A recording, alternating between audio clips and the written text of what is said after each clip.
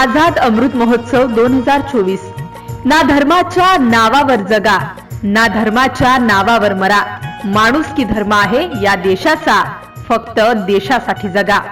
78व्या स्वातंत्र्य दिनाच्या सर्व नागरिकांना हार्दिक शुभेच्छा। तसेच एमसीएन न्यूज मराठी चॅनलच्या 11व्या वर्धापन दिनाच्या कोटी कोटी शुभेच्छा।